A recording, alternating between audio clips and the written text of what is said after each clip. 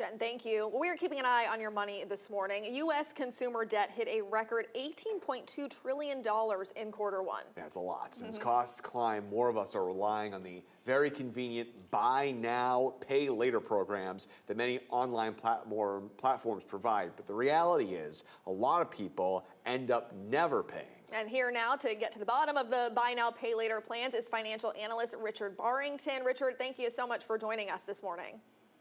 Thank you for having me on your program. Great. So can you explain a little bit about some of the concerns for consumers when using a buy now, pay later plan? Sure. And, this is a payment model that has really soared in popularity in recent years, and we're still kind of learning about what kind of impact it has. And there are signs it may not be great for consumers or even for the companies that offer it. On the surface, breaking up the cost of something into smaller pieces might seem attractive because it makes it easier to pay for. But don't confuse being able to pay for something with being able to afford it. There are actually 4 potential traps that are involved with buy now, pay later that customers need to be aware of. One is late fees, another is overdraft fees, there are hidden costs, and also you're increasing the burden on your budget going forward. How frequently should people be using these buy now, pay later loans? Well, I would make it the exception rather than the rule, and only if you figured out where is that money going to come from in the weeks ahead to make those payments. BNPL programs require payments on a very tight schedule. And last year, nearly 1 out of every 4 BNPL users was late making a payment. So late fees are very common. Yeah, you mentioned also to keep your eye out for hidden fees. Do you have any tips on where to find those, how to make sure that you don't become a victim to some of those fees that you might not initially see when you think that this is a good deal for you? Yeah, it is tough because here's how that works. One way BNPL programs make money is by charging a fee to the merchants selling the goods when the customer uses BNPL.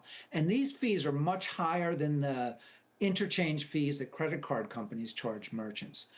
So when a merchant allows buy now, pay later payments on an item, there's a good chance that they've boosted the price of that item to cover their cost.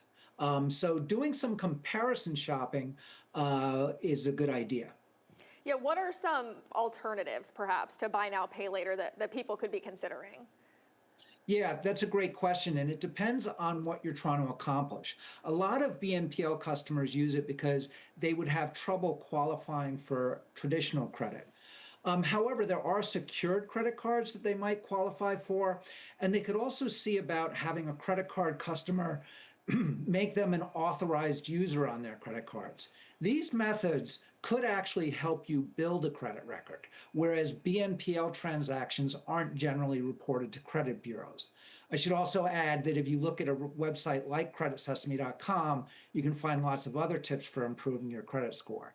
Now, if your goal is simply to afford something you can't pay for right now, consider waiting while you pay up for it.